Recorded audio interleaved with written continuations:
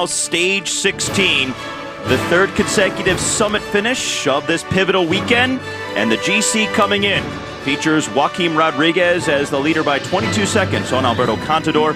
Alejandro Valverde, 1:41 back. Chris Froome has lost time. He's over 2 minutes down, with Daniel Moreno of Katusha rounding out the top 5.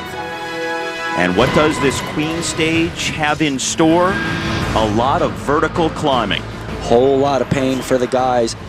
183.5 kilometers. That's about 114 miles.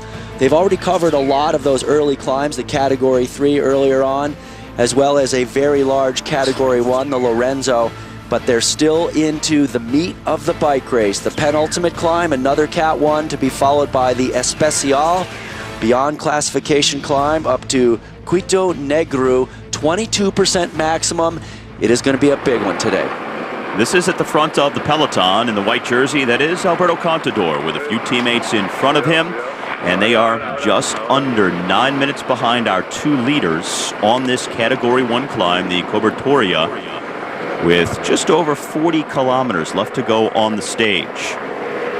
Our 2 leaders, Dario Cataldo and Thomas de Hent, went away much earlier in the stage, built a maximum lead of 15 minutes at one point, so it's come down considerably, but still a very healthy margin over the peloton here on the penultimate climb of the day.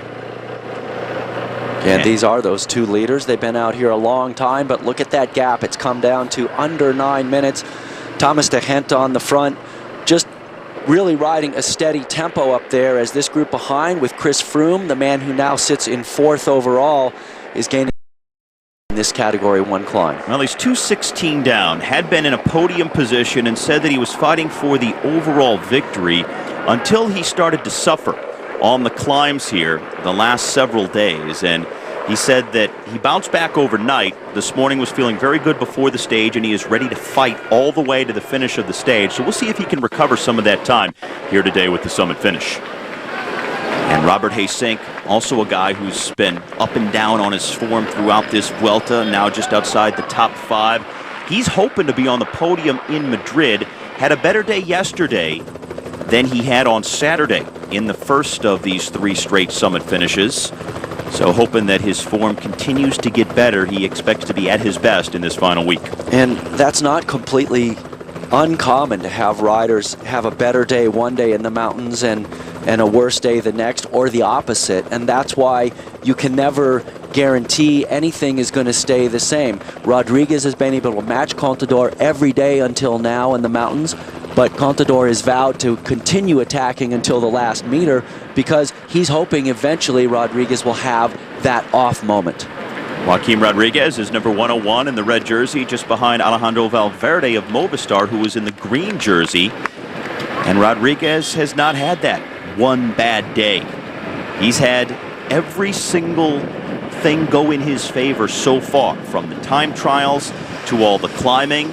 Now, he said he's been put in difficulty. He's had trouble matching accelerations at certain times, but it has never cost him. He's always pulled back Contador, Valverde, whoever it might be, by the time they got to the finish line, and that's been the key.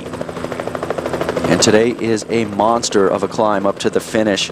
19.4 kilometers. That's 12 miles. It's a big day in the saddle for these guys. It's being called the Queen Stage, or the most difficult stage of the race, by the organization. But Rodriguez has gone on the record as saying, you know what, he thinks Saturday next weekend is the hardest day, the Bola del Mundo, stage number 20. And when you label a stage, it's always subjective, open to interpretation. With Alberto Contador in the white jersey here, just hanging out on the right side of the road, now pulling up alongside Rodriguez. He's just kind of drifting back, having a look for something. Let's see what the deal is here with him. Well, Contador said yesterday he wasn't feeling great, so he put his team at the front late. They didn't do the work throughout the stage the way they had done 2 stages ago. They decided to make it just a one-move day. They were going to save everything for the final climb, which is what they did. And even though it didn't pay off for Contador, he still worked over Rodriguez a few different. It's going to come down to. It's not going to be one key move for Contador at this year's race. It's going to be that accumulating sense of attacking that built up fatigue that maybe eventually is going to force Rodriguez to crack, even though he hasn't shown any signs of it. That's what Contador seems to be counting on. And, you know, the interesting thing about yesterday was that as the day wore on, it seemed it was easier and easier for Rodriguez to close down the attacks of Alberto.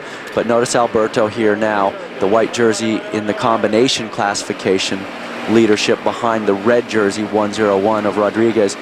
He says, you know what, if Rodriguez is going to hang out 25, 30 guys from the front, I'm going to go sit on his wheel and not ride up there where guys are just a little bit more edgy. What's interesting about what Rodriguez said as the Serge Pauwels fan club is out for Team Sky apparently on this climb. You think? Well, what Rodriguez said was it felt like Contador's attacked over 30 times throughout this race. And he said yesterday if he had attacked one more time, that may have been it for him. Now, I don't know if that's just talk, just conversation from Perito, but you start to wonder, because we still have more summit finishes to come, is there going to come a time where Rodriguez just can't follow? And one of these attacks from Contador eventually sticks, and he takes back that time because he's only 22 seconds out of the red jersey. And to me, that seems like some sort of mind games from Rodriguez. If he was really about to crack, there's absolutely no reason for him to be telling the press to then broadcast that around the world that he was right on the limit. That to me, there's something going on there, and I think that he feels that if he keeps Contador attacking, that it's actually somehow going to be to his benefit, and that maybe Contador is going to do a whole bunch of attacks instead of one major attack to make it happen. Valverde in green just ahead of Rodriguez. Well, maybe Perito just says, look, if I say it enough times, maybe they just won't attack me. Maybe if I say I'm tired, they'll leave me alone. yeah, right. And there is Contador right behind them in the white jersey. So 42K to go for our two leaders. Their lead over this group here is 8.5 minutes. So De Gent and Cataldo, the two-man breakaway, is coming up close to the summit of the Category 1. 41.8 is the official summit, the Alto de la Cobertoria. The second of back-to-back Cat 1 climbs here on stage 16, with just the above classification climb to go then at the end of the stage. Well, and when our two leaders get to the top of this climb, they have about 26 miles to the finish. They still have a large gap, but they're starting to show signs of fatigue of being out here. However, do not count out the tenacity of Thomas De Gent as he goes over the top of the climb first. He won a stage of the Giro d'Italia in May from an incredible solo effort from a breakaway up to the top of the Stelvio, and earlier this year he was off the front at Paris-Nice for about 170 kilometers, 50 kilometers of that by himself to another summit victory. So he has really made an incredible year out of breakaways. So our two leaders have lost about 7 minutes of their lead, but still well over 8, with the field still on the Cat 1 climb. And a lot of miles still to cover on stage 16. Rodriguez wearing the red jersey now for the 15th day in his career. His 3 individual stage wins at this year's race gives him 7 for his Vuelta career as well. That's second among current riders that are still active in the sport. Alessandro Pataki has 20 Vuelta stage wins, but he's a sprinter, a much different rider than is Joaquim Rodriguez. But still, among active riders, it's Perito just behind Pataki now in second place with 7 Vuelta stage wins. It goes to show the difference between the men who are sprinters and how many victories they can pick up in stages of these Grand Tours when they're on the form. I mean, look at John Degenkolb. He's won 4 stages of this year's Vuelta. He's going to have 3 opportunities at 3 additional stages to come in the final week. Our two leaders, again, Dario Cataldo and Thomas De Gent. Their lead is down to right around 8 minutes with 38K left to go. They have already gone over the summit of the Cat 1 Cobertoria climb. The field still going up. And still a few kilometers to the summit for all of the GC riders who are in this main field, dropping other riders along the way, as this is the third of 4 climbs on the day. They've already gone over 1 Category 3. Another Cat 1 preceded this climb, and then they have the most difficult climb still to come at the end of the stage. Valverde, Rodriguez, and Contador not veering very far from one another. Contador right on Rodriguez's wheel here. Alberto Contador coming back from the doping-related suspension and says that he may still just be missing that 1 or 2% extra from not having raced in so long. He can still obviously attack. He's still climbing well. He's time trialing well. But to win a Grand Tour, sometimes you need that little extra. And right now, Rodriguez seems to have it. Contador still trying to find it.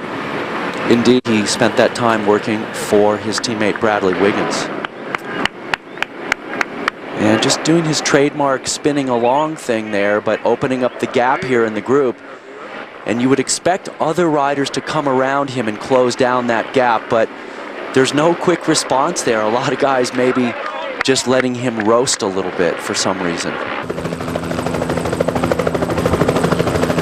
How difficult sometimes is it for a rider this deep into a Grand Tour to know exactly how you're going to be on a climb like this and on a day like this? Even though you're feeling well in the morning, I guess doesn't necessarily translate to being good on the bike.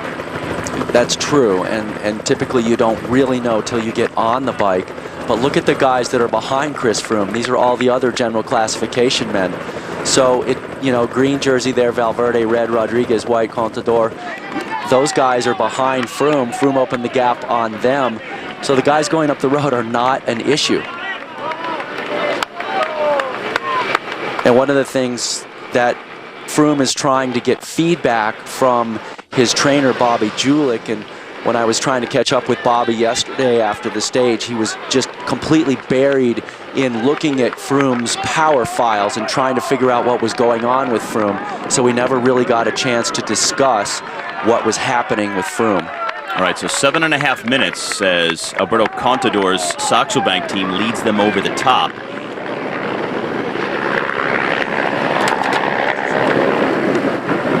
This is Igor Anton, number 71 for Euskaltel, at the back of this group.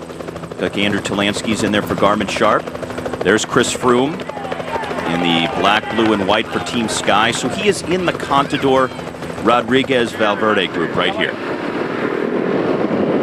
So that's not a particularly problematic split because the Saxo Bank guys are not going to try and ride away from Alberto Contador, their leader. However, it is emblematic of Froome having a bad day, and he is going to be almost for certain struggling mightily on the final climb. All right, back to our two leaders now. De Hent in front of Cataldo. Lead is coming down. They are on the descent of the Cat 1 and just over 30K from the finish.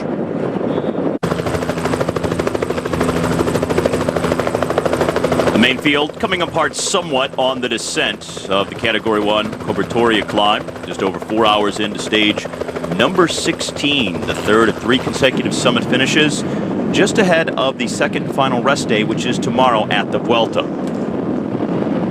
Well, they're certainly going to have earned that rest day after these 3 big days in the mountains.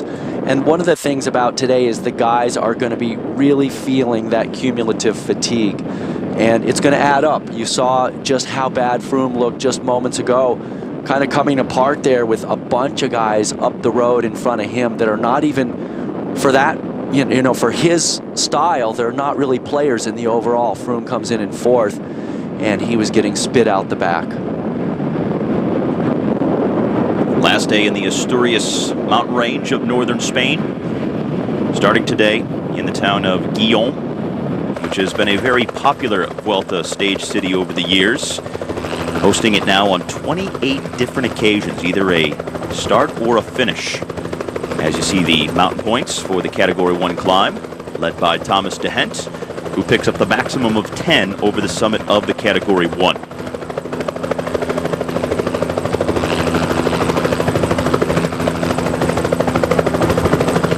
Now, it looked early on like the breakaway was clearly going to make it stick all the way to the line, getting a lead of 15 minutes. But it's been coming down pretty steadily now, and essentially it's been halved in the last hour or so of racing.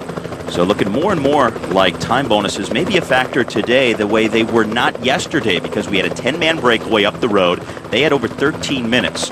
All of the time bonuses were eaten up by members of the breakaway at the finish. And so there were no bonuses available for the GC fight that ensued behind them on the road. And ultimately, Valverde, Rodriguez, and Contador finished together with one another, so there were no physical gaps and no time bonuses either to take advantage of. And today is definitely a little bit hard to know if these guys are going to make it or not make it. It's going to depend largely on how motivated the group is behind, and the group behind has kind of shown this sort of back and forth interest to really go and drill it on the front. We've seen some of the orange of Euskaltel on the front for Igor Anton. We've seen some of the Saxo Bank colors on the front for Contador driving the pace a little bit, but no massive effort like we saw 2 days ago in the first of these 3 summit finish days, where Alberto put his team on the front for like 3 hours before the final climb. Our coverage typically just spans the final 2 hours of each stage, and something that's happened today and really the last several days is before we've come on the air, in trying to get the breakaway form, there's been a lot of action, a lot of splits in the field, a lot of large riders going up the road, being brought back. Sometimes the GC riders have been gapped off.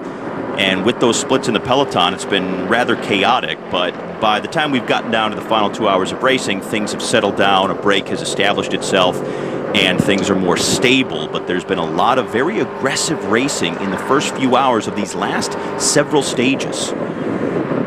Yeah, everybody wanting to be in the breakaway for the hopes that they can stay away and get the stage win, like we saw yesterday with Antonio Piedra picking up a fantastic win for his Caja Rural team from the break. And, you know, the other thing is there's a lot of cumulative fatigue that you cannot underestimate. The more tired the guys are, the more the field, you know, some guys just sit up. They open up gaps like we just saw with Froome kind of doing there. And, you know, it's the mental and the physical fatigue combining to just tell guys, that's it, I've had it. All the top GC riders said that it would be these 3 consecutive summit finishes that would ultimately decide this race. Today is the 3rd of those. It's being known as the Queen Stage, toughest day of the race, but we still just have 22 seconds separating the top 2, Rodriguez and Contador, with Valverde 3rd at 1:41 behind. Do you think by the end of the day we're going to have a clear picture of who's going to win this, or is it going to go all the way to next weekend perhaps? I think it's got to go to the penultimate day on the Bola del Mundo. It's a massive mountain. It was an instant classic when they first introduced it to the Vuelta 2 seasons ago, and nobody in their right mind at the end of today will say, I have won this race. And nobody will say they've lost it unless they're way down. If it's still close together, they will still have hope that they can overtake the man in front of them, or the man in front will be worried about the guy behind. Now, the one fascinating thing is, if it does come down to Contador and Rodriguez, which it's looking more and more like that's going to be the case with Valverde admitting that he would settle for just a spot on the podium, one of those 2 riders, Contador Rodriguez, is going to win a Grand Tour in a way they've never won it before. Obviously, Rodriguez is still searching for his first ever Grand Tour victory of any kind. But think about this. Contador, if he comes from behind, will have never won a Grand Tour in this fashion, having to attack and attack time and time again, and ultimately coming from behind to win. Rodriguez, for his part, if this is to be his first ever Grand Tour victory, will have had to fight off maybe more attacks than we've ever seen a Grand Tour rider have to survive in the last several years, at least, to win one of the major races like this. Yeah, and then to still hold on. I mean, normally, when you get hit that many times, eventually one of those hits takes you down. And nobody has been able to do that to Rodriguez.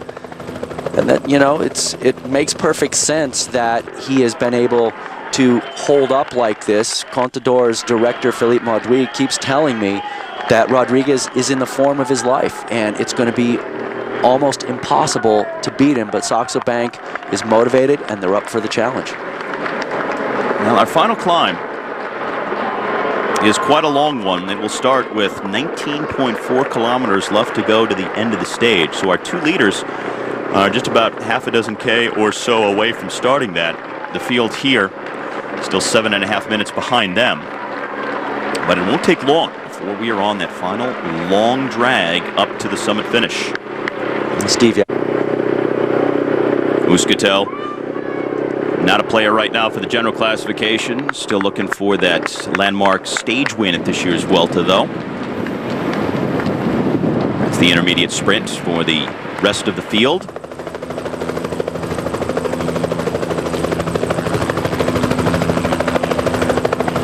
over 8 minutes now for the peloton, up to our 2 leaders. And our 6-rider group that just surged off the front of the field has now gained about a half minute or so on the group. So it looks like they are making some gains up the road, but Cataldo and DeHent now coming up on the final climb of the day. It officially starts with 19.4K left to go to the finish. They're at 20K remaining right now. It's a big climb for 2 guys who have been off the front for a long time by themselves, putting a lot of wind in their face. To have the legs left to try and hold on up the climb, especially considering the general classification battle is going to be raging behind them. They don't necessarily want to, or they're not necessarily trying to catch these guys, although it wouldn't hurt them to have the time bonuses available at the end. But the battle is fierce regardless.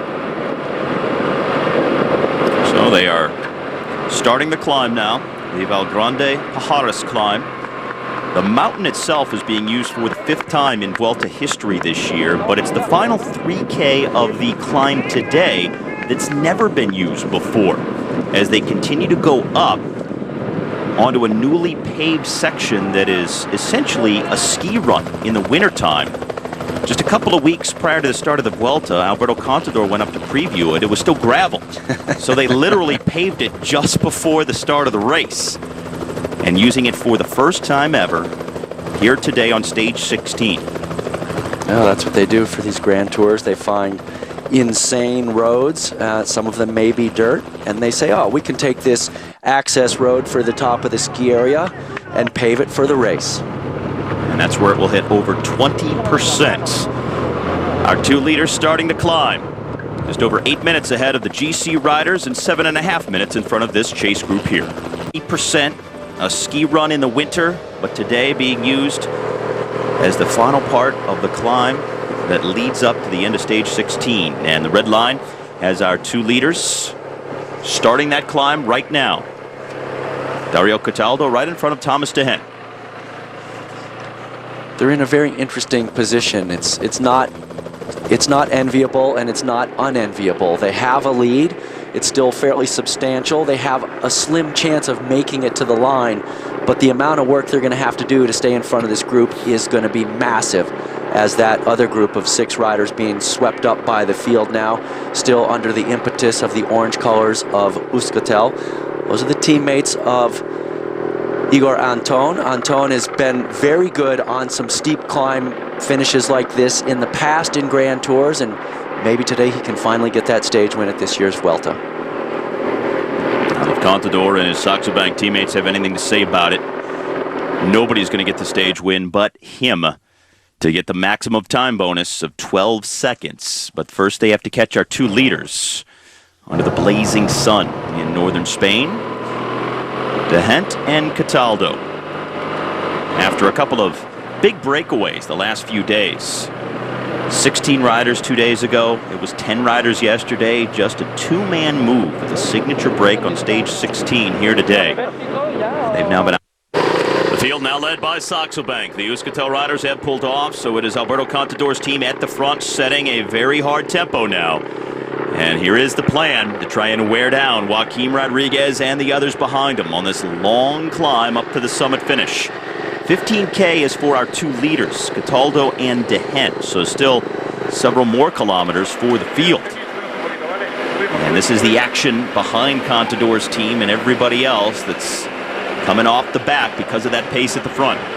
Everybody expected today to be a rough day in the office for these guys, the 3rd consecutive really tough day in the mountains, so there are going to be a lot of guys losing a lot of time, but the time cut will be a pretty big one today, so if you make it to the base of this climb with the group, you should be just fine making the time cut and not getting eliminated from the race.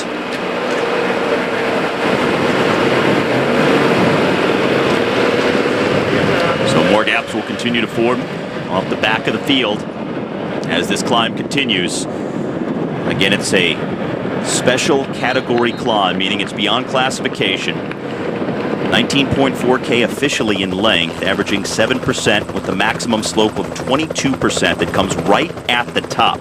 But much of the final 3K is at or above 17%, and that's that new section. Again, this overall mountain is now being used for the 5th time at the Vuelta, but the final 3K are being used for the very first time, newly paved, and almost the entire stretch is at 17% or above with the maximum of 22. And look at how the head of this field is getting whipped up right now by the Saxo Bank Tinkoff guys of Alberto Contador. So there's a long way to go for them to the top, but they're going in early here on this climb, trying to make it as hard as possible. Well, this is the proper play. Make it difficult for Rodriguez, Froome, Valverde, and the others. And I just saw Froome way back there waving his hand, trying to get the motorcycle to move further ahead. He's in trouble already, and he's thinking that the motorcycle is pacing the front of that group. This is Amets Chiruka of Euskaltel.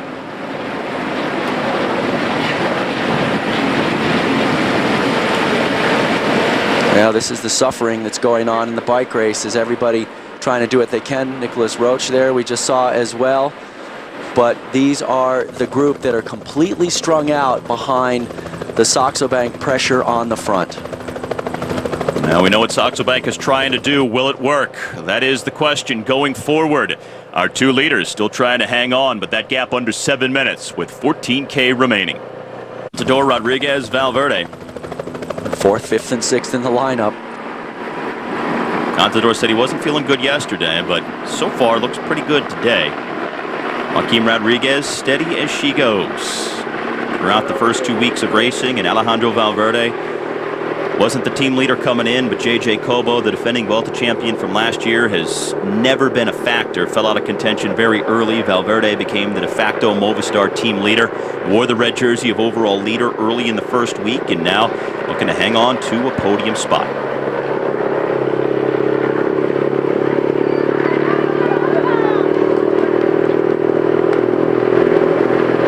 Joaquim Rodriguez, only the 3rd different rider to wear the red jersey at this year's race. But even so, well, that's one more leader than we saw at the Tour de France this year, where only 2 guys wore the yellow. That's true, and he's in it for his 13th day of this year's race. An incredible run of success he has had.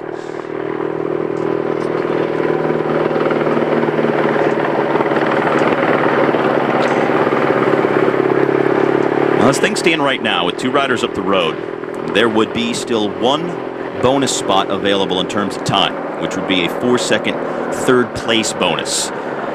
It's 12, 8, and 4 for the first 3, but again, we still have Cataldo and Hent, 5:48 in front of this group. And though 4 seconds does not sound like a lot, if you only have a 22-second difference between Rodriguez and Contador in 1st and 2nd, well, 4 seconds is a big chunk of that in terms of percentage. So it means that Contador needs to get fewer seconds to get that lead away. 2 of Joaquim Rodriguez's teammates here in the red and white for Katusha. Well, Danny Moreno, the 2nd man there. And so that is definitely a better sign for Rodriguez if he can make it back up there, because he has typically been critically important. Remember, Moreno did crash yesterday. And so Katusha there with nobody up in the front group right now to help Rodriguez out. 9K for our 2 leaders. So over halfway up the climb. Our 2 leaders, De Hent and Cataldo, 5K from the finish. So 2 kilometers away from the start of the new section of the climb. This is the next group on the road.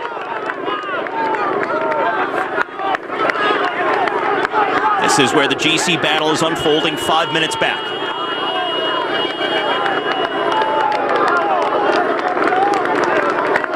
Contador waiting for his moment.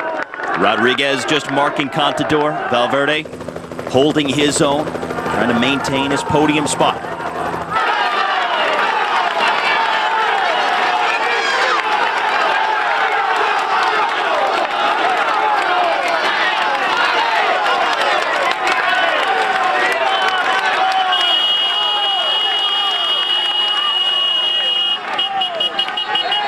Now Contador riding to the front. His teammate is gone. And Alberto Contador now leading this select group of GC riders, followed by Rodriguez, then Valverde. Looks quite a bit like Groundhog Day. Once again, Contador going on the attack, and Rodriguez sticking to his wheel. Not a vicious surge, but definitely a little acceleration. Again, poking the others with the stick here. Froome, though, in trouble. He's losing time with Haysink, Tendam, Igor Anton. Talansky there at the front of that group.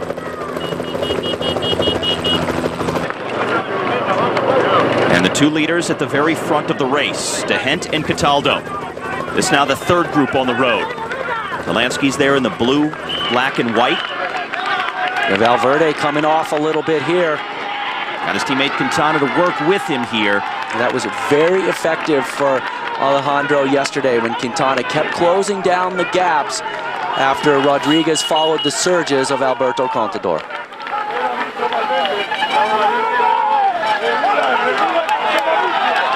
Valverde riding within his limits.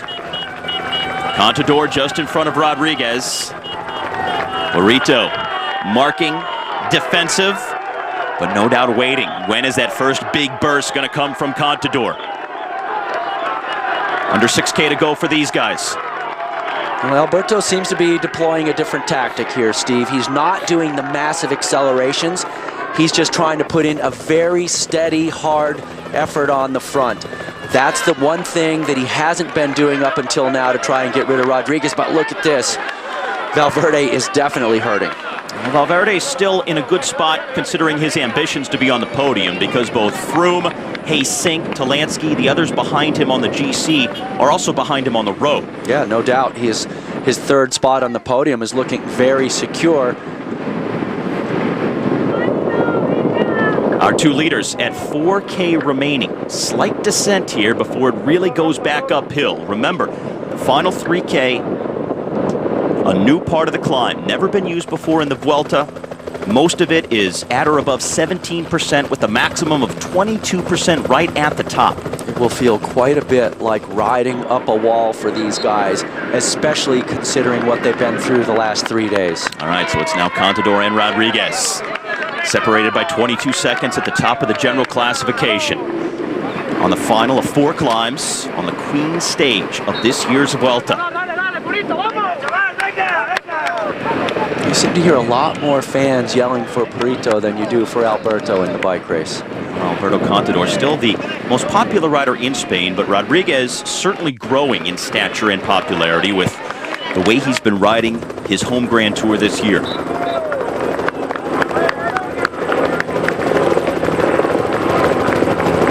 Under half a dozen kilometers left to go, our GC battle unfolding. On the final climb of stage number 16, Contador just ahead of Rodriguez. And it looks like Quintana and Valverde have slowly reeled those two back. Well, it's once again a group of 4. Second group on the road behind our two leaders who are here at 3K left to go. And now the new part of this climb and the most toughest.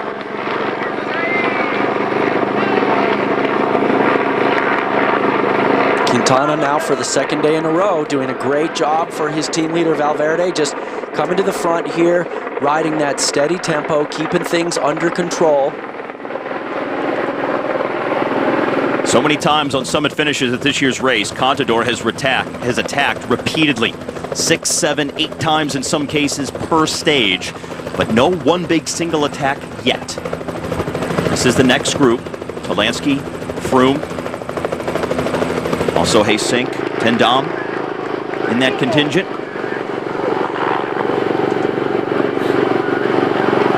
Contador, Quintana, Valverde, and Rodriguez here. They put 46 seconds into that Froome group. Look at this, they're letting Valverde go. He's looking back saying, all right, how much room are you going to give me? I'll take it. Now they're going to give him plenty because the battle is raging between those other two men. If there was a pure tailwind on this climb, it would definitely help the attacking rider. It would make it less draft for the guy sitting on the wheel.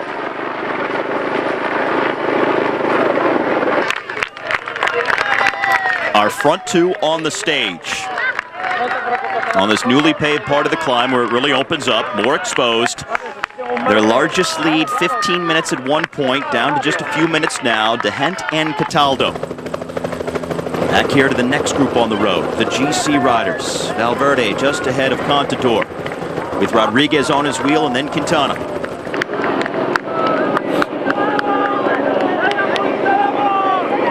Looks like it's going to be like this until Contador makes a big move.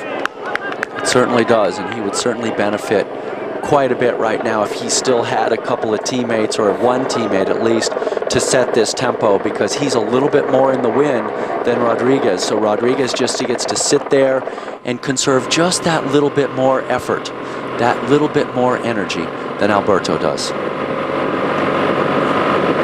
Inside of 3K for our two leaders. De Hent and Cataldo looking to try and bring this one home from the breakaway today. Now, the tough thing for Contador, if he gets up into the final 3K and Rodriguez is with him, is all of a sudden then you're in Rodriguez's wheelhouse. You're into those steep slopes where Rodriguez can really excel. Indeed you are, and the wind is not really helping Alberto. It's a little bit of a crosswind, sometimes a little bit of a headwind here. It's not really helping his cause. So they have 1K left to go until they hit the new part of the climb. Now at 20% for our two leaders up the road. Oh my. Look at this climb. Narrow, freshly paved, a service road to the top of the ski area. 22%.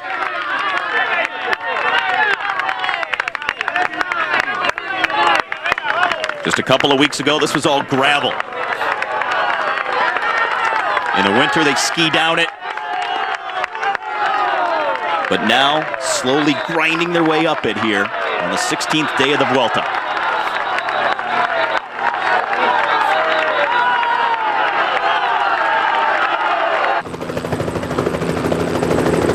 That's the 4K banner for the third group on the road.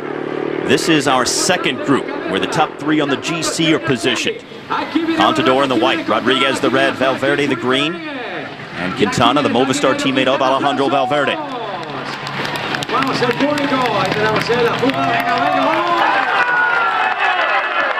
2K for our two leaders.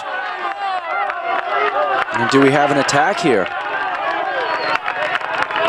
Cataldo just ahead of De Hent. Just grinding up this climb, 22%. There's not many other ways to get up this. A lot of guys running a compact crankset, so a 34-tooth inner chainring today with like a 28 or a 30 on the back. Thomas De Hent won on one of the most difficult days at the Giro this year. Can he do it on one of the most difficult days at the Vuelta and also produce a big summit victory? Contador, not going to get much help from that red jersey. It really, truly looks like a stalemate between these guys. Obviously, Alberto is going to have to put in some attacks in the final kilometers, but as he sets this tempo, Rodriguez doesn't look to be in trouble at all. Well, as it sits right now, there is still one-time bonus available. 12, 8, and 4 for the first three. These two are the first two on the road, so that just leaves a 4-second time bonus to be fought for among these four riders. Remember, it was yesterday, Alberto was attacking and looking back, and he actually ran into the crowd. He's putting in a little bit of a surge here. They are in the final 3K. This is the new part of the climb. Most of this climb will be at 17% or higher. And Alberto, in that instant yesterday, he could have been taken out. He could have been crashed by that spectator. It's something you always got to think about here. Cataldo now in trouble. It looks like, oh, he's not. He's less in trouble than De Hent. He has a little bit of a gap. Cataldo has never won a Grand Tour stage. We've had 5 first-time Grand Tour stage winners at this year's Vuelta. He would be the 6th if he can hang on, as he finally has some daylight between himself and Thomas De Hent. Behind them, Contador looking over at Rodriguez, taking a measure of the man who leads this race. Still no big single surge, no explosion from Contador, the way we've seen so many times in the final kilometers of these big summit finishes. 45 seconds ahead of the group that includes Chris Froome, Robert Hasink, and Andrew Talansky.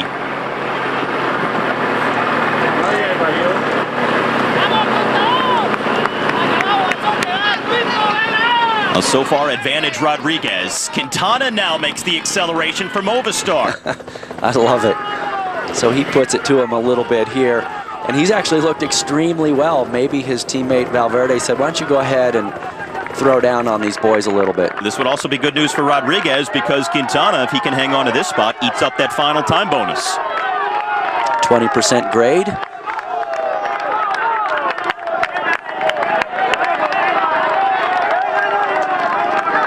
But it gets steeper. Contador now, looking frisky. Alberto Contador looks over at Joaquim Rodriguez. Reeling Quintana back in.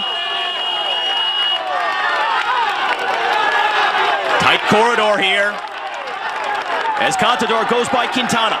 Okay, here we go. It is on now. We're starting to see some moves by Alberto, but look at that. No daylight at all for him.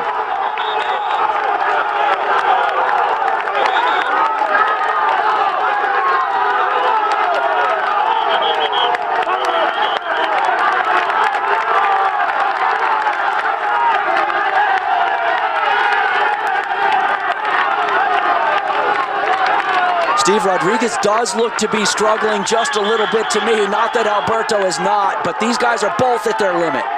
Inside of 2K to the finish. Can Contador finally shed Rodriguez?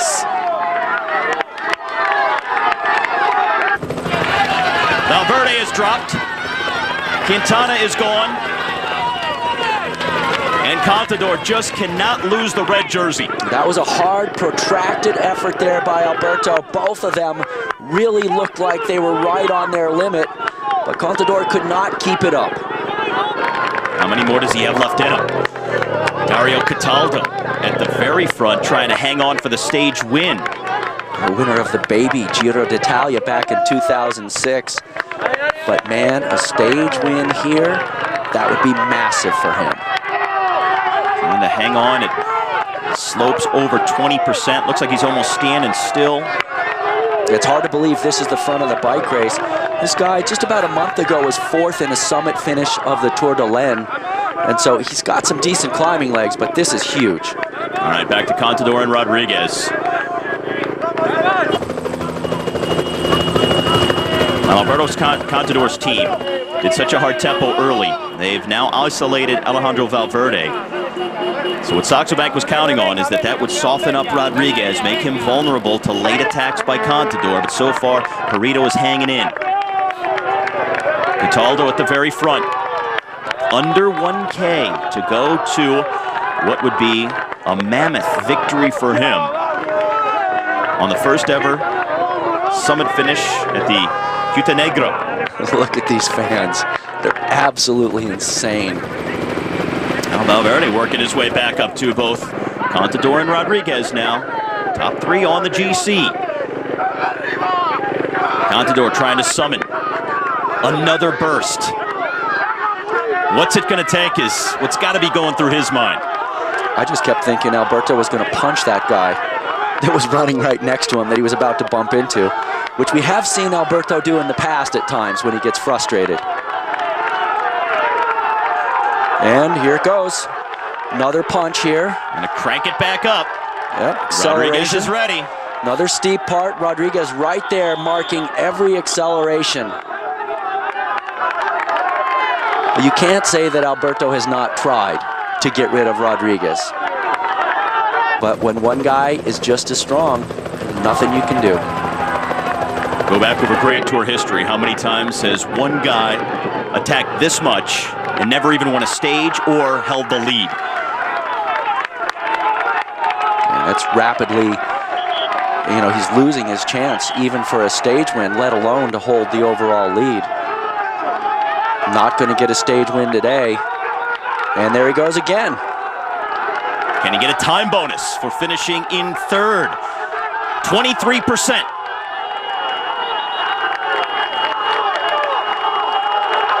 All he can do is just keep the pressure on. He has to try and dig deeper and deeper and see if Rodriguez will finally succumb. After a while, though, it's got to wear on him mentally. So many attacks, but so fruitless. So many that have not paid dividends, as Rodriguez, time and time again, has responded. And look at the wind up at the top. A lot more wind, and Cataldo grinding his way up this climb. We have not seen his advantage for quite a while. Rodriguez and Contador hugging the side of the road. It's very odd to me that Rodriguez would go in front of Alberto. I would expect, if I were in that position, just sit on the wheel of your competitor the whole way and mark his every acceleration. Final 3K, over 17%. We've seen the road kick up to 22, 23, even 24% in certain parts. Well, DeHent, you can see his feet in the background, but he just can't quite get back up to Cataldo. Oh, but look at him. He's starting to find a little something special here late in the stage. That's 200 meters. Can he reel him in? Oh, it's literally, look at it's the like pain. the riding wounded here as they grind up this climb. 200 meters probably feels like it's going to take 2 hours. Oh, two cracked men at the front. Look at him. Almost going sideways. Cataldo almost doing the paper boy thing up the climb. And behind them, Valverde has rejoined Contador and Rodriguez, with Rodriguez now in front of Alberto Contador. The attrition at the front of the race. The legs on fire. And look at him just struggling to turn the pedals over. That is the epitome of pedaling squares. 100 meters. After 4 hours on the 4th climb, the 16th day at the final Grand Tour of the season. And this is what it's coming down to. Now Valverde ahead of Rodriguez and Contador. Dario Cataldo, the 27-year-old Italian, in his 3rd Vuelta, clawing his way to the top. A new summit finish. He's going to be the first ever winner, as he just does hang on. Oh my, what an incredible grind for him and Thomas DeHent. DeHent only 6 seconds behind, but Cataldo with a monumental victory. Now a 3rd place time bonus, still up for grabs of 4 seconds. You think he's empty?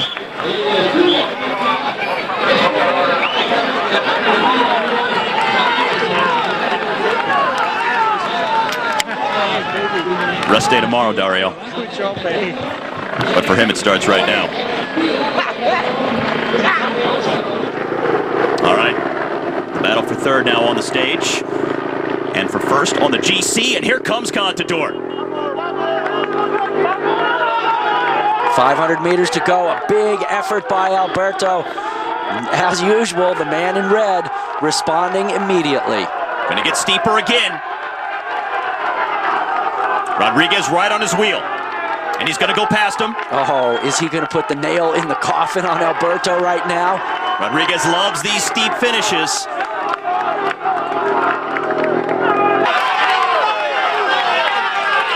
This is Valverde. He's behind those two. Notice how quickly that gap opened up now, just inside 300 meters to go. Very different style here. Contador spinning a bit more than Rodriguez. But for the burst of power, it's hard to really get it when you're spinning along. It's good for saving your legs, but hard to sprint when you're spinning.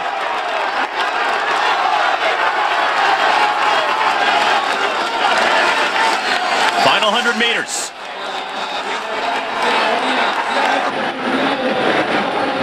Can Contador come behind Rodriguez? It doesn't look like it. Rodriguez doing it to him once again and getting the time bonus for 3rd.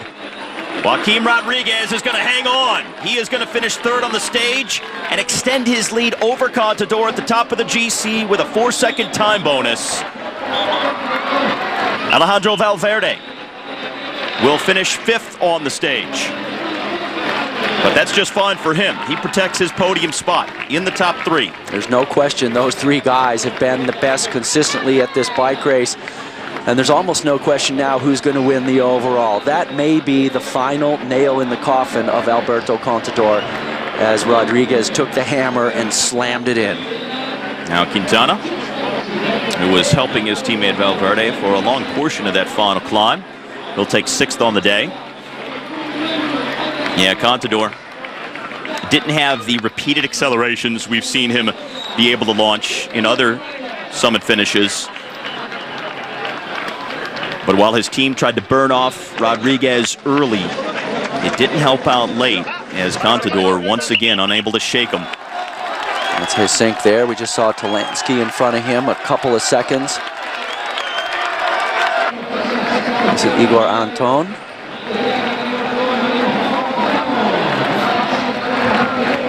Nobody feeling good at the top of this climb. Well, maybe Joaquim Rodriguez, better than some others because he's expanded on his lead, and now it looks like he's going to be able to hang on the way he's riding as Chris Froome slowly grinds his way to the top. Yeah, certainly Rodriguez will be high-spirited for padding his lead. I think he also got a second or 2 of a gap over Contador in addition to the 4-second time bonus.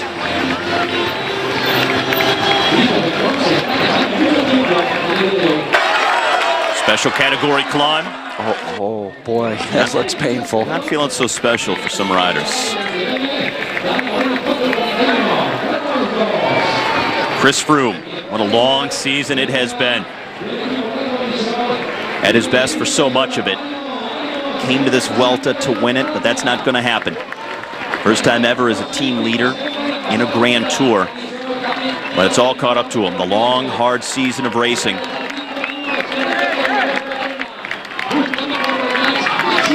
And he couldn't match the other top GC riders today.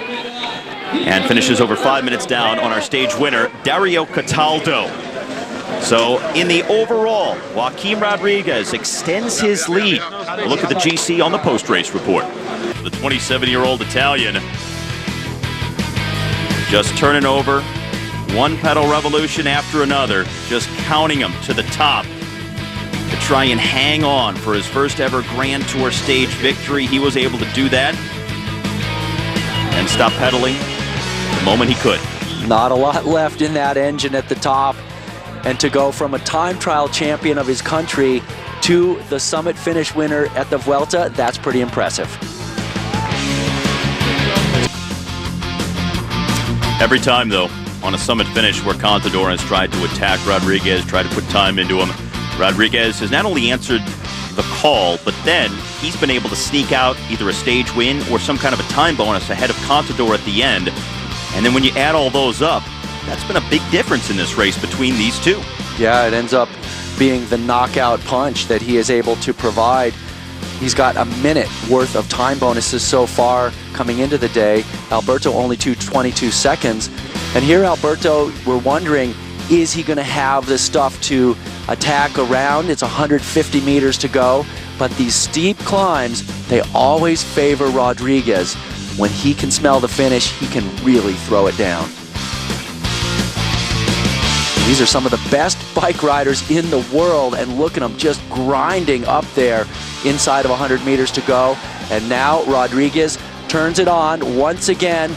Alberto trying to hold on. There's that 4-second time bonus, and not only can Alberto not hold on to the wheel, but he actually probably physically is losing a couple of seconds on time. So it's going to be a 5 or 6 second deficit to Rodriguez on the day. Rodriguez was defensive all the way up this almost 20K climb at the end, and then took the initiative right there as he came across the line to scoop up that final time bonus and just add a few more seconds to his lead over that man, Alberto Contador. Sometimes third can feel almost as good as first. Rodriguez has added to his lead. We'll see the new GC after this. Joaquim Rodriguez with a 28-second lead on fellow Spaniard Alberto Contador Alejandro Valverde just over 2 minutes back, and things becoming more crystallized in the top 3 on the GC, with Chris Froome in 4th, now almost 5 minutes back. And today, stage 17, the first of the final 5 days at the season's final Grand Tour. Joaquim Rodriguez with a 28-second lead on fellow Spaniard Alberto Contador. Alejandro Valverde just over 2 minutes back. And the course for today's 17th day of racing, starting in the race's most northerly spot of Santander and heading southwest over 3 categorized climbs. A very interesting stage 17 for the guys, 187.3 kilometers, 116 miles, as it's just sort of rolling and bumpy along the coast, and it continues southwest. They get to the 3 categorized climbs. They've already been over the Cat 3. They've been a big battle waging on the penultimate Category 2, and then a longer but very shallow Cat 2 climb to the finish. It's caused some splits in the field. It's caused somewhat of a GC battle to unfold here on stage 17. Well, those split finger fastballs are always scary.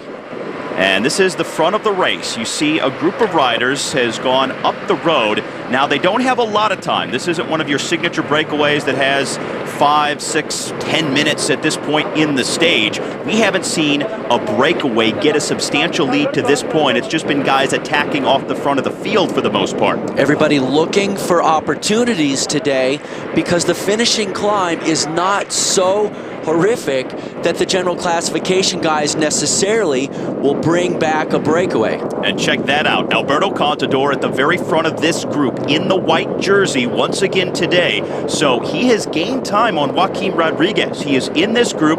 Joaquim is not here. And at last check, he had about 15 seconds or so on the group behind them, the peloton, where Joaquim Rodriguez is still riding. And this is an incredible move by Alberto Contador. He's obviously realized that he has been beaten man-to-man on the summit finishes, so he had some teammates up the road in that group. He has gone across to them, and it has been a chaotic day so far in the bike race. So Contador has some teammates. He has been aggressive. This is a somewhat new tactic for him, but as we just highlighted, he has to try everything possible to get that man, Joaquim Rodriguez, who's in red, out of the overall race leader's jersey. Valverde's in the green jersey just behind Rodriguez, and again, they are chasing that group led by Contador. Well, look what Rodriguez has, a couple of his 2 or 3 of his Katusha teammates at the front of that group. This is back to what looks to be the front of the peloton, being led by Team Sky. So the one man we have not seen in either of those other 2 groups so far is Chris Froome, the man sitting in 4th overall. And look at how blown up this race is. 3 groups, the second place man in the first group, the first and third place man in the second group, and then 4th place overall back in the 3rd group. So this is the Contador group here. He has 3 teammates, Perez, Paulino, and Hernandez in this group, and they're going to do everything they can to bury it, to try and get him a big enough lead to take the race lead over from Joaquim Rodriguez. And the gap now is half a minute for the Alberto Contador group. They've gone over the summit of the Category 2 Colado La Juaz climb, so they're under 50K from the finish. They have an intermediate sprint coming up, and then the final climb, a Cat 2 of 17K at the finish of the stage. So Contador very serious about not giving an inch to Rodriguez, even though the majority of the most difficult climbing is now in the rear view mirror. He is still going for it. He said on the rest day he doesn't know any other way to race. Well, and quite honestly, this is probably his best chance, especially at this point. But coming into the day, this was the stage that probably posed him the greatest opportunity to try and do something, because Rodriguez is just sitting on his wheel watching him on these summit finishes, and he has been beaten on those summit finishes time and time again by Rodriguez. This is a very steep and narrow valley that the riders are proceeding through right now. Coming off the Cat 3, and as I just mentioned, the Cat 2 headed towards the longer Cat 2 at the finish. Things will open up a bit there, but the road leading to the final climb is just like this. It's very narrow. The road isn't well paved. You see the vertical sides of the mountains, coming right down to where the road is, and the riders are snaking through this very limited passageway. All right, so that's where things stand. Very interesting developments on the GC here. Stage 17 and just over 30K left. This is the second group on the road. The red jersey of race leader Joaquim Rodriguez, followed by the green jersey of Alejandro Valverde, who sits third on the general classification. And they are losing time to that group with Alberto Contador up the road. Well, look at this group. We only have one Katusha teammate for Rodriguez at the front. That's Alberto Losada. At the front, meanwhile, Sergio Paulino just on the front, drilling it for Alberto Contador there, and Contador taking some big poles himself. We have not seen Rodriguez yet go to the front to take those poles at the front of his group. And now the peloton, which features Chris Froome, fourth on the GC, is well over a minute back of the Rodriguez group, 2.5 behind the front group that includes Contador. So we've seen some breakup all along the road here. We've seen Contador get in that group that's at the very front. Rodriguez and Valverde now in a second group that's ahead of the peloton by over a minute, and it's Chris Froome back within the confines of the peloton. His Team Sky squad is leading that main field. And of days that have guys going up the front like we had today, we had several riders trickling off the front of the peloton, and if somebody in the general classification battle can then jump up to them, it throws the whole race into chaos, and that's what's happened today. It's been a very chaotic day in the saddle. So we still have 30 kilometers left to go, and one long climb, a Cat 2 of just over 17K to a summit finish. But by no means is it as steep a summit finish as we have seen in the last week of racing. But given the way things have now played out so far on stage 17, what are you expecting the rest of the way? I'm expecting there to be a massive battle, and I think that this is Contador maybe taking this race by the scruff of the neck when he hasn't had the best legs of anybody in the race, and using maybe the best tactical move, in fact certainly the best tactical move of the entire bike race. We're 17 days into it, and to see him doing this, it's very smart. There is also an intermediate sprint coming up with just over 23 kilometers left to go in the stage, and there's time bonuses as well as points there. 6, 4, and 2 seconds for the first 3, and right now Contador is in a position to take at least one of those spots. That's a very good point, Steve. I think the other thing that we need to be very aware of is back in the group behind this group. This is the Contador group. Paulino, Contador on the front, driving the pace. Behind them, you've got Rodriguez and Valverde. We're going to find out today if Valverde is a better friend of Rodriguez or of Alberto Contador. Valverde has no reason to chase this group down. Froome is dropped. He's in the peloton. Valverde sitting in third. This doesn't change his race. If he goes to the front and helps Rodriguez chase, it tells us where his allegiances are. Valverde likely is just going to finish where he is right now, in third place on the podium. That is what he said his goal was. Well, now it's just a matter of potential allegiances. And it's going to make a big difference when you see that Rodriguez only has Alberto Losada on the front taking the poles in that group.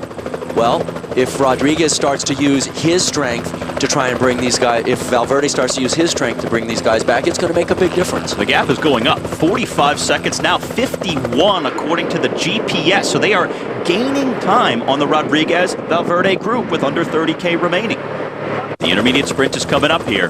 6, 4, and 2 seconds for the first 3. Contador right now sitting right behind his teammate, who obviously will not challenge him for the sprint. We'll see if anybody else does. And here comes Contador pulling out. He's going for the maximum bonus time. 6 seconds if he gets there first. And it really makes no sense that anybody would even challenge him in the general classification battle for these few seconds, because it's not going to change anybody else's position in the bike race. Wow, he went really early. It's actually kind of a big sort of waste of energy, and also it disrupts the rhythm of that breakaway group by him going so early.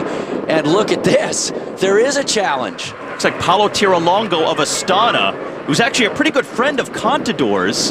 Indeed, they're great friends. So Is this Tirolongo saying, okay, we're going to go now from here to the finish line? I think it'd actually be better to keep that group together. Now maybe he'll lead Contador out here and then let Alberto pass him for the maximum bonus time, and that's exactly the way it unfolds. So Contador gets 6 seconds. Tirolongo, after winning a stage of the Giro d'Italia in recent years, he was actually gifted that by Alberto Contador, and after the race he said, we may be on different teams, but if I ever am in a position to help Alberto Contador out, I always will. And I just thought to myself, man, if I'm Paolo's director, I'd think about letting him go after a statement like that. Well, he certainly helped Alberto there. And so Contador cut 6 seconds off of his deficit to Joaquim Rodriguez. Already leading by over a minute on the road to the Rodriguez group. They're back here, the second group on the road at the moment. Rodriguez in the red jersey, just ahead of Valverde in the green. That's Alessandro Ballan who has come to the front, and he was on the front when we first came on the air, also taking a pole. So he seems to be highly motivated. Damiano Cunego there. I think it's the first time I've seen him in 17 days of racing, Steve. This is confirmation he is in the Vuelta this year. Good to know our start sheets did not lie. Yeah, Bruno Perez there, the Portuguese rider, 207. That's the teammate of Contador that I was hearing earlier was in the breakaway group with Alberto. Look at this time. So 123 is the gap between Contador and Rodriguez, but give him another 6 seconds because of the time bonus, and things are rapidly changing on the GC here on stage 17. Unbelievable. You know, I just can't help but thinking back about some of the comments that Joaquim Rodriguez, the overall leader coming into today, has been saying the last 2 days. He said that he was taking it day by day, and he said his tactic was not to think about tomorrow. That was yesterday on the rest day, but to be perfectly honest, if I seem so calm about what I'm doing, it's because I keep on expecting Contador to beat me.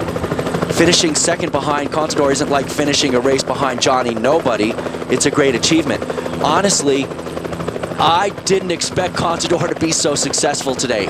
There he goes. He got that sprint. We know that. He got the 6 second time bonus, so he's 22 seconds now in the overall classification behind Rodriguez. It's just so amazing that Contador got away from Rodriguez. Maybe just a moment of not watching him closely enough. Typically on the big summit finishes, Rodriguez had his eyes laser locked on Contador, so he was always ready because he was expecting the attack, but maybe Contador caught him at a time when he just wasn't expecting it today.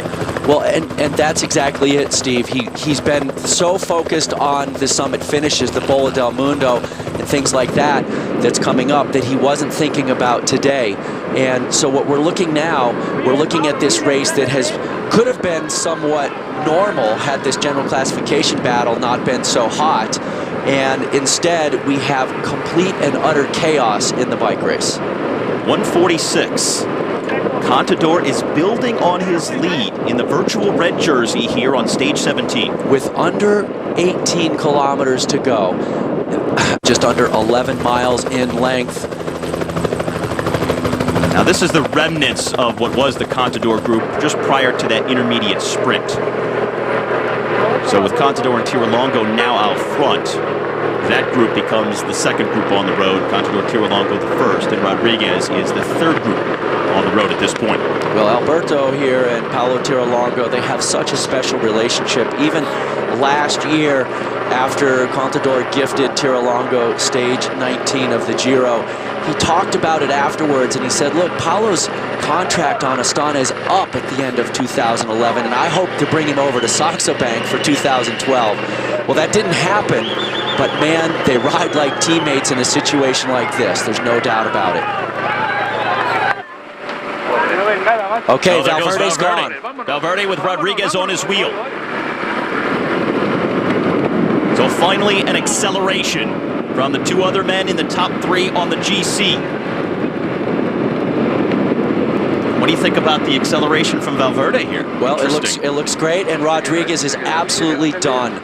His race is slipping away, Steve. He is losing the Vuelta a Espana, the race that he looked so good for so long, he's lost it. This is really unbelievable. I mean, this is a stunning turn of events here in the final week, the last 5 days of his home Grand Tour, when everything was going his way through the first 2.5 weeks. Everything was spot on.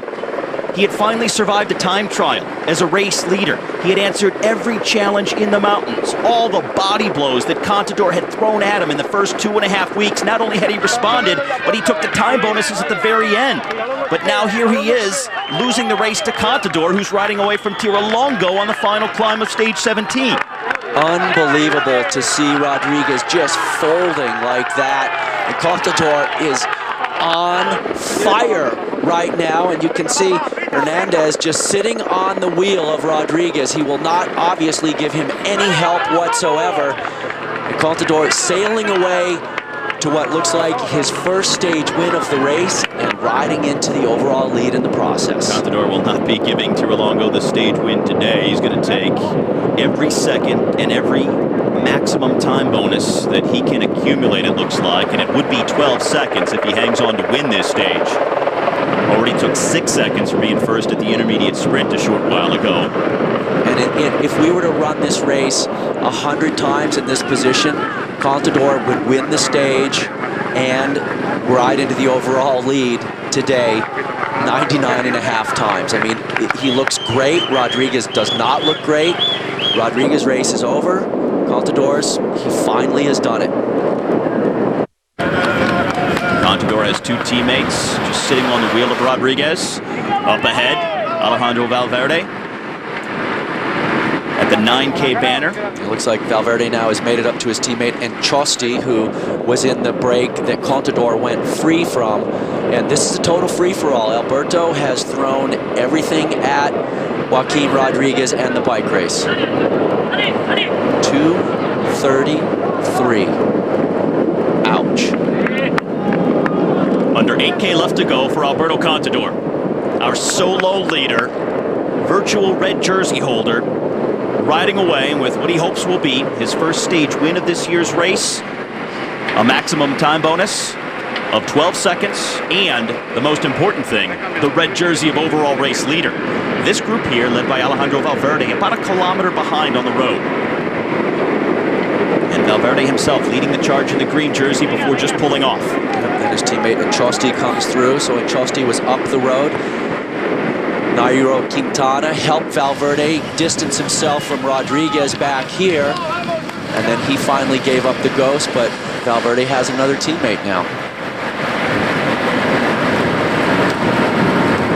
Rodriguez forced to lead the chase himself. 2.5 minutes back of Contador. And how incredibly different the mindset is for Joaquim Rodriguez and Alberto Contador right now. One man, all he can think about is winning the stage, riding into the overall lead, and having an incredible turnaround in this race.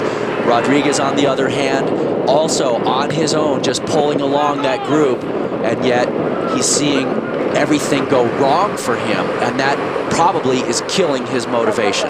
Now, the half K from the finish.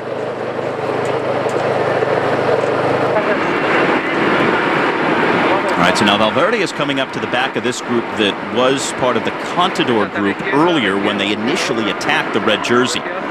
But Contador dropped these riders that Valverde is approaching when he went through the intermediate sprint a while ago with over 20K left. And there's probably nobody else in front of this group. Tiralongo, the second rider at the front there in the blue, he was with Alberto. And notice Valverde and his group being led by Anchosti straight on by. Now these guys will do everything they can to hang on here and try and get a decent stage place. Valverde could very likely get the second place time bonus of 8 seconds. He certainly could, but he's going to have to do a big effort to beat Paulo Tiralongo. With Tiralongo not riding in the wind at this point, he's got a very good finish. Rest, you know, very well and very happily the way things are going in this race. Contador just rolling through the bottom of the screen. There's Valverde, now and the others just behind him. So Valverde no longer with Benyat Anchosti to help him out. But Valverde has to be thinking about a possibility of another stage win at this point. He has 2 for the race. He's won the red jersey on 1 day. Alberto Contador, without a stage win, has never worn the red jersey here this year. And now trying to hold off Valverde with under 1.5 kilometers left to go. Sergio now out front. Yeah, he's taking an attack, it looks like. This long lens, can't tell how big the gap is, but he's got a little bit of a gap over Valverde. It's not particularly steep at the top. Again, the entire climb averages under 4%. What they do have is a little downhill section with 600 meters to go. Then it goes back up with 200 meters left to the finish as they hit a left-hand turn that takes them to the end of the stage. 1 kilometer to the finish for Alberto Contador. And one of the biggest days of his Grand Tour career.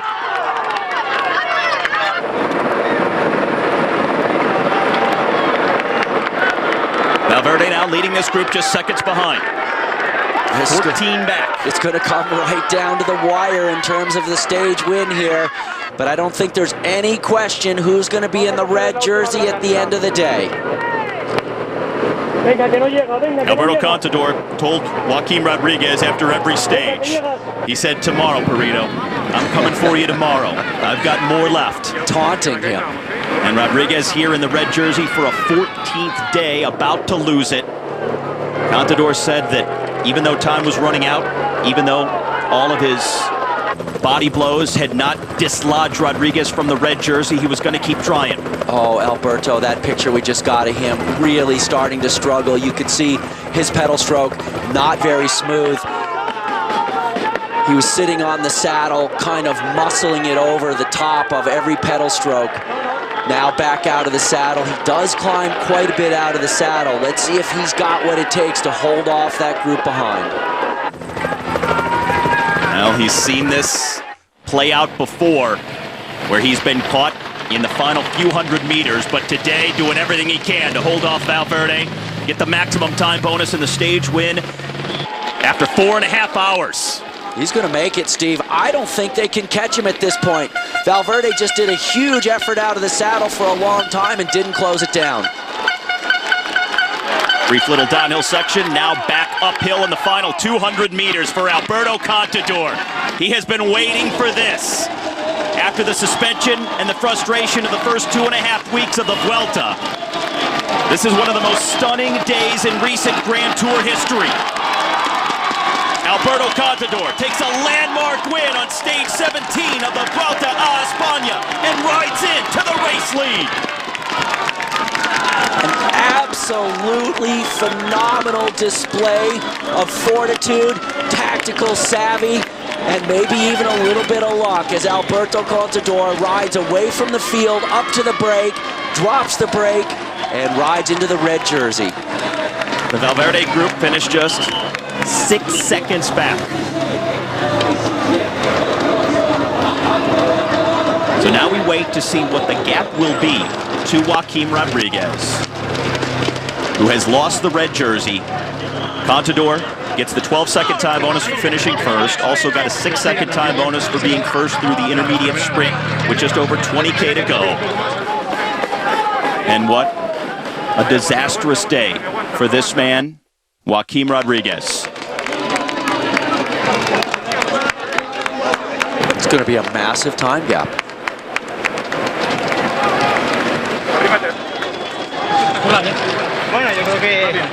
So where does this day rank in the illustrious career of Contador?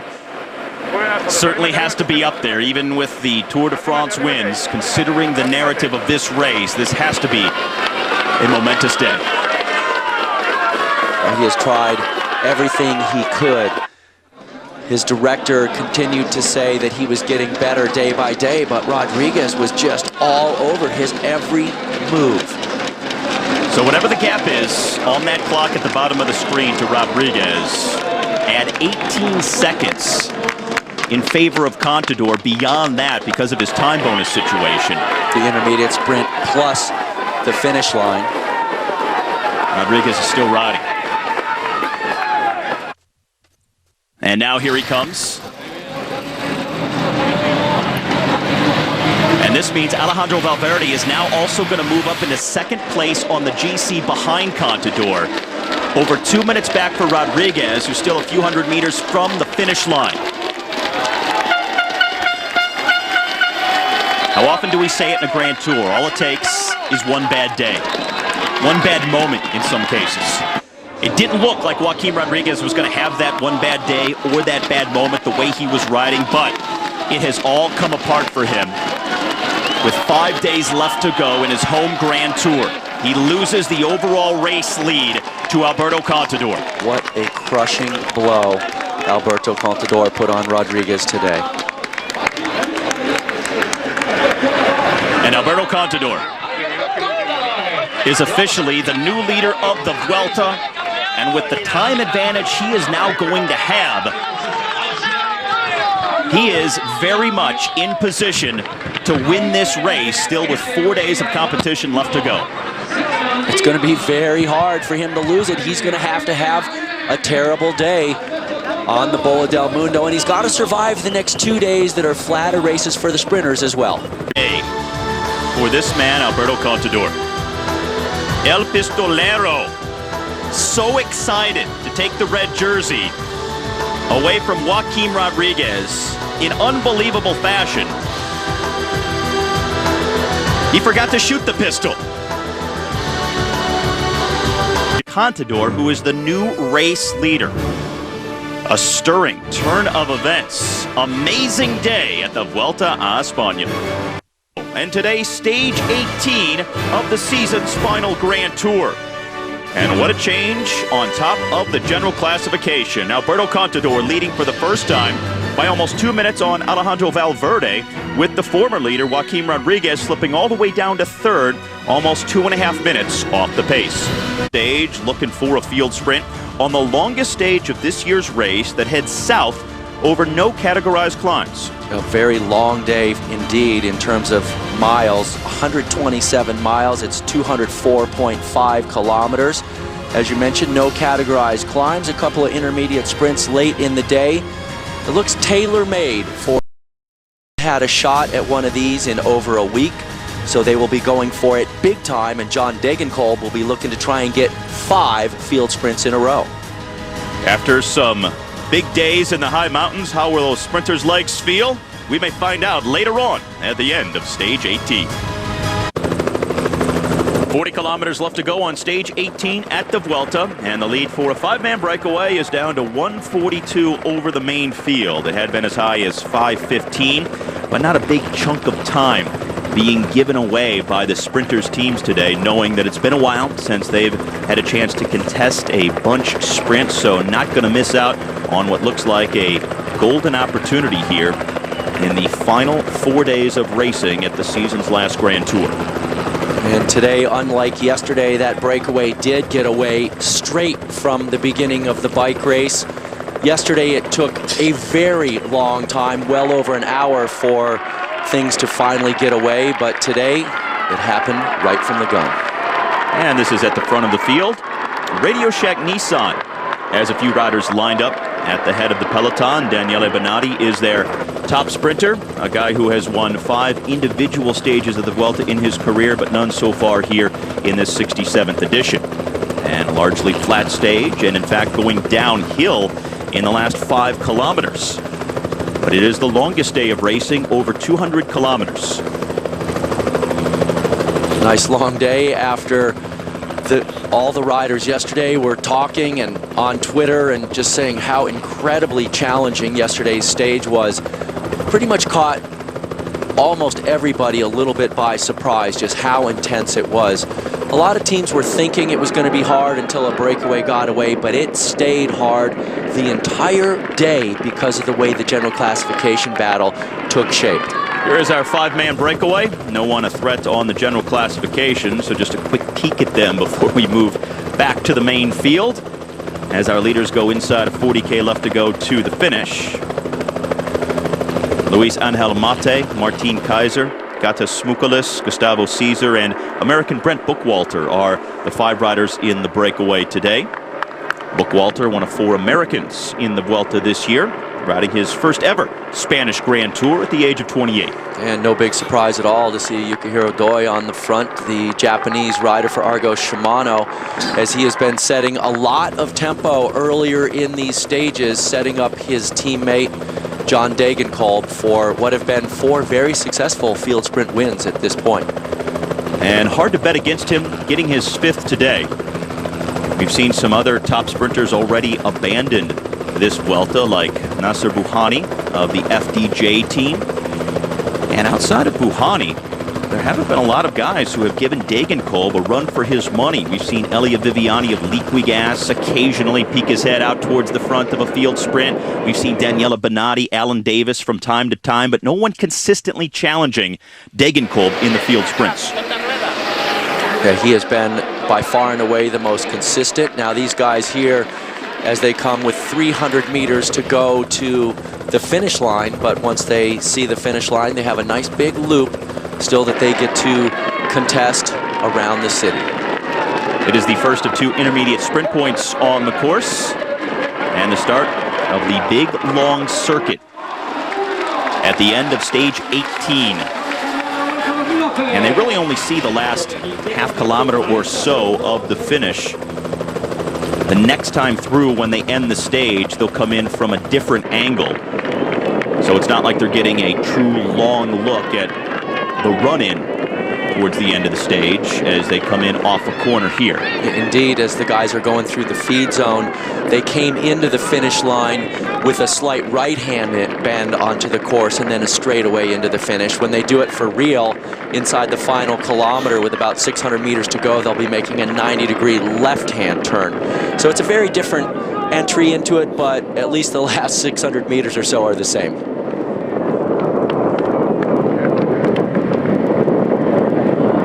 Here is Brent Buckwalter of BMC, a guy you might remember back in the 2010 Giro d'Italia, was second in the prologue by 2 seconds to a guy named Brad Wiggins. It was a fantastic introduction by the American, introducing himself to the world and saying, I am a very fast time trialist. Buckwalter actually had a very interesting lead up to the Vuelta as well, because he was in the United States racing the Tour of Utah, and he was the only guy from that race to then fly over to Spain and start the Vuelta a Espana. The field now, about a minute and a half back. Coming down that finishing straight to start the circuit in the finishing town of Valladolid, hosting a Vuelta stage finish for the 35th time in its history today. So 1 minute 39 seconds is the gap. Very much in control for the peloton. The final lap is a nice 37.8 mile or 0.8 kilometer loop. Plenty of time to catch the guys that are off the front.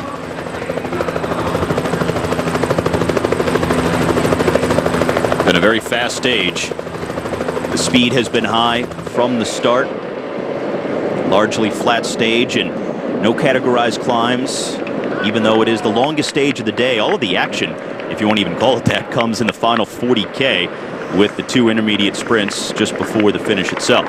And they just went through the first of the 2 intermediate sprints, with the second coming with 6.5K left.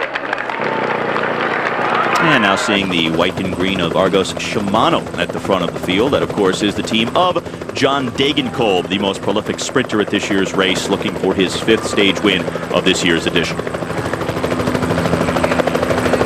So the field is stretched out as they head out of the finish town on the loop at the end of stage 18. Question on its head, what can Rodriguez now do in these final 4 days to take the lead away from Contador? Much taller task. Yeah, it is, because what we've seen is in the big mountain finishes, Rodriguez and Contador have basically been equals. Rodriguez has had a better finish. Contador has been able to attack more, but hasn't been able to shake Rodriguez. Now, when I spoke with Perito's director, Valerio Piva, yesterday, he did tell me that Perito felt great yesterday. He, in fact, was telling him he felt good all day, but that the team was just under pressure all day, and eventually the only mistake he feels that Perito made was that he was in front of Alberto at one point when the team was trying to control that 26-rider breakaway group, and Alberto attacked from behind and had the surprise element. But other than that, he felt like he rode a good race. So what can Perito do? He's got to look for just some weird anomaly in a bike race and exploit it. This long, stretched out, and fast-moving field is coming up on our 5-man breakaway pretty quickly, almost down to half a minute. After less than 4 hours on the bike. Longest stage of this year's race at over 200K, but it's going quickly. And Joaquin Rodriguez has his Katusha team near the front here. They're in the red and white. He's in the green jersey, and right now he's sitting, it looks like, fifth wheel. He just wants to stay out of trouble. And remember that Rodriguez has Smukulis in the breakaway. So by actually having 4 of the Katusha men at the front, right behind one Radio Shack man who's chasing, well, that actually helps the chances of the breakaway to stay away.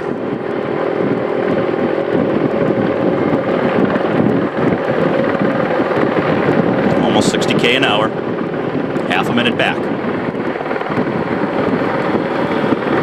So the 5-man breakaway hanging on. Their largest lead was over 5 minutes, but now down to the final seconds as they start to attack each other. Brent Bookwalter, the American, at the front. Flying along the back of the peloton here at 60 kilometers an hour. It's approaching 40 miles an hour. And again, the breakaway continues to attack itself, with the catch seemingly imminent, now down under 15 seconds. This time it's Smukulis on the front. These guys continuing to try and make those final last-ditch efforts to get away, maybe get the most combative for the stage. And now Gustavo Cesar, the Andalucia rider, takes his shot at it. Now Cesar in his 5th Vuelta, won a stage of the race back in 2009. 32 years of age, putting in the move, going to the front. So everybody taking a turn with an acceleration, but nothing going anywhere. And now Brent Bookwalter giving it a go. So everybody in this for the most combative for the day, for sure. Obviously, Alberto Contador picked that up yesterday, but that's not what he was going for. He was going for the big win, which he got. So with 20K now left to go in the stage, it looks like before long we'll all be back together because this field is coming fast. Led primarily by Radio Shack Nissan for sprinter Daniele Benatti. Katusha has been up there as well, with the now green jersey holder of Joaquin Rodriguez. That 5-man move went clear from the opening gun of today's stage. Never got much time, a little more than 5 minutes, and now down to its final seconds. And notice our breakaway here on the left, guys shaking hands a little bit. They seem to be giving up the effort just that little bit, throwing in the towel. I'm actually a little bit surprised they're still dangling out there. Yukihiro Doi obviously has done a ton of work today and throughout the days where there was a chance for a field sprint. He's feeling it at this point. And riding today for John Degenkolb, sprinter for Argos Shimano. He's already got 4 sprint stages in the bag, going for his 5th win today if it all breaks in his favor. And the race today heading as far south in Spain as we have been since week 1, when Degenkolb actually won a sprint at the Aragon Motorland in the Raceway. That was the day Chris Froome was leading out Ben Swift for Team Sky. But Degenkolb got yet another stage win coming from well back. Well, and that was early on when Chris was probably being a little bit too aggressive and excitable and riding the first week of the Grand Tour like it was the last week. And after yesterday's stage, he just said that he was absolutely crushed yesterday. He was trying to follow wheels all day and tons of attacking, and that he was completely shattered and on his knees at the end of yesterday's stage. But he said that the Vuelta's been a good experience for his future, and he's having a great time, and it's fantastic. So he's taken it pretty well. It's the first time he's been a team leader on the GC at a Grand Tour. We knew coming in that he was fatigued from a long season of racing, but I don't think anybody really expected him to be almost 10 minutes down at this point. No, I think a lot of people actually thought he had a legitimate chance to win the race. 18K. Our leaders are resigned to being brought back. No more attacking.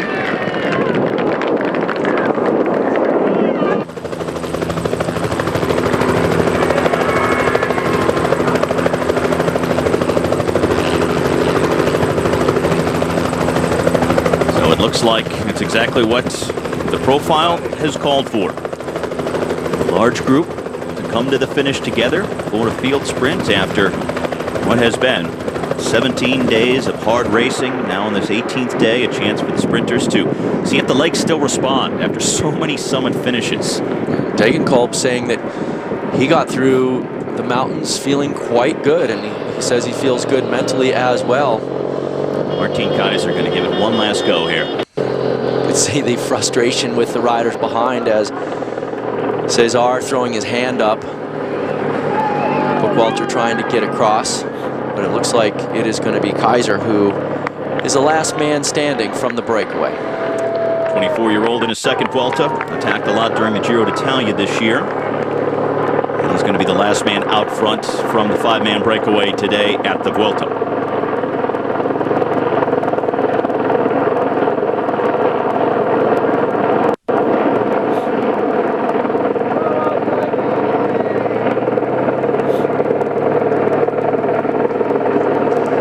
And even though there are no categorized climbs, there's certainly some bumps in the course that the guys have to contend with. Kaiser now is done.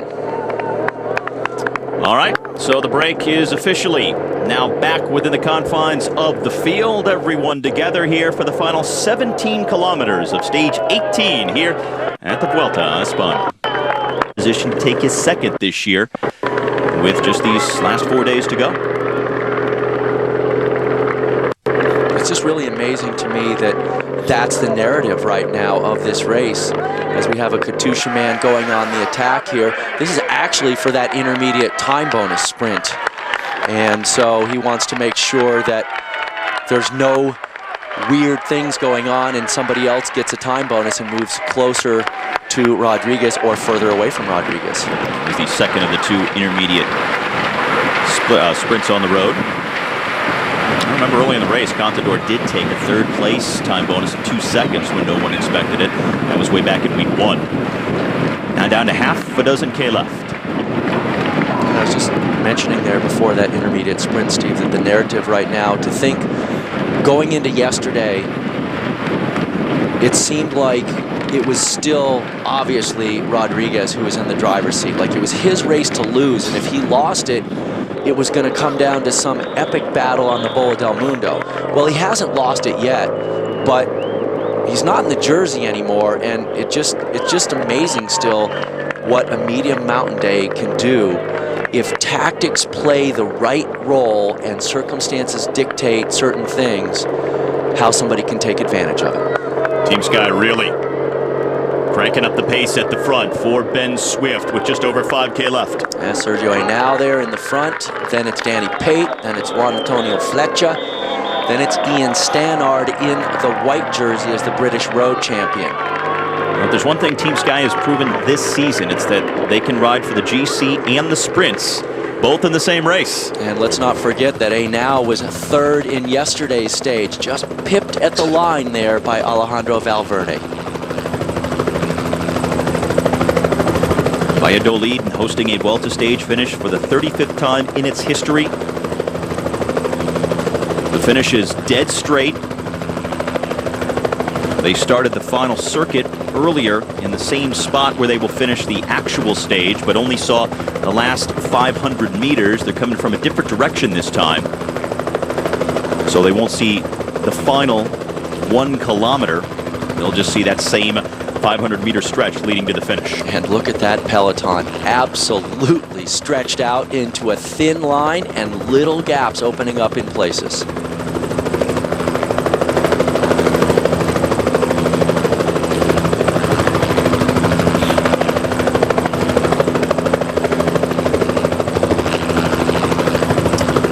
So with just about 3.5 kilometers left, poised to come down to a field sprint. Interesting to note that the best sprinter in this year's race, John Degenkolb, has not had his team at the front hardly at all. Argo Shimano has been rather anonymous today. Well, they ended up doing all their work in the opening hours of the bike race, mostly before the TV pictures started coming in, and they got help later on. And so now they are not at the front anymore. But Degenkolb, let's not forget, he's the last guy who's won a field sprint, and that was 8 stages ago, way back in stage number 10. Now the carnival is ready. Once the riders finish up this stage, they can head to the Ferris wheel and enjoy the rest of their day in the Spanish sun. Yeah, that's a great way to recover. Cotton candy and a funnel cake always helps in the recovery for the next day. 3K to go. Sky still all over the front. So they definitely are going in for a stage win here. They'd like to come away with that prize. Sky still at the front. Now look at Sergio A now, still on the front, just drilling it. The Colombian climbing specialist, as he's putting in a massive dig on the front. Sky's done this before. They've been at the front in the final kilometers of a flat field sprint type of stage at this year's Vuelta. The problem is Ben Swift has not delivered for them. He has not been super fast, but I think he's more suited to a flat sprint like today than an uphill sprint like tomorrow. And sometimes it's just a question of having everything go right for you and for the team. He may still be able to pull off that stage win yet. The problem for everybody is that John Degenkolb has just been simply faster. He hasn't always gotten the textbook lead out. Far from it, really. And he's still been the man to win 4 stages to this point. Now 2K left. And now I'm still looking for Degenkolb, but I can see on the left, Orica Green Edge, Tekla Haimano there, the Eritrean, and Clark, the mountains leader. They're trying to bring up their sprinter, Alan Davis. There's almost a 90-degree left-hand turn at 500 meters to go. So watch out for that as they set it up for the sprint. And here comes Argo Shimano as well, the white colors with a little strip of green on their sleeves, but they're just lurking behind the Orica Green Edge guys. And in the green and white on the left-hand side of the screen, Liquigas Cannondale trying to set up Elia Viviani, who says his legs are feeling good after the mountains. And they're going almost 40 miles an hour right now, as this has been another incredibly fast stage. Red Kite is coming. And there it is, 1 kilometer to the finish of stage 18. Liquigas Cannondale at the front, Sky, Orica Green Edge, and Radio Shack Nissan. The team's up there trying to position their fastest riders. Okay, Stannard now hitting the front. He's going to have to go a long way here for his sprinter, Swift. Simon Clark in the Mountains jersey, sitting second wheel. But he's riding for Alan Davis today. There's that 90-degree left-hand turn. Final half K. Ian Stannard at the front for Team Sky. Swift there, looking back, sitting in third wheel. Still waiting, and now they launch the sprint. Spread across the road. Here's Alan Davis, Ben Swift, Daniela Bonatti, and up the left-hand side of the road, AG2R makes the move, but in the dark colors now, up the middle comes Ben Swift for Team Sky. Bonatti coming on his right, and it's Bonatti, Swift, side by side as they cross the line. I'm going with Swift on that, but it's obviously very close, too close to call with certainty. Maybe Sky finally got the stage. Shake of the hands, and it looks like Ben Swift maybe just edged out Bonatti. Hard to tell. Bonatti was right there. We'll wait for the replays and we will see. But both Bonatti and Swift were side by side as they hit the line. And Degenkolb seemed to be completely shut out. Everybody congratulating Bonatti, so maybe it is Bonatti that gets the nod. For Daniela Bonatti, we'll see if in fact he did overtake Ben Swift. Here's a look at it again. So it's Stannard on the front, Simon Clark coming up the right in the Mountains jersey.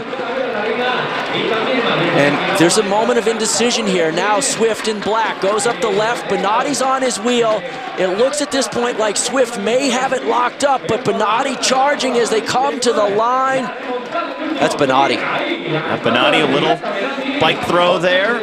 And Daniele Bonatti, it'll be his 6th career Vuelta individual stage win. That's a beautiful throw from the overhead. Bonatti throwing the bike there at the line. That may have made the difference for him. Wow. That close. So Daniele Bonatti, his team worked early in the stage. Swift's team worked late, but it's Bonatti who by just a hair gets the stage win over Ben Swift.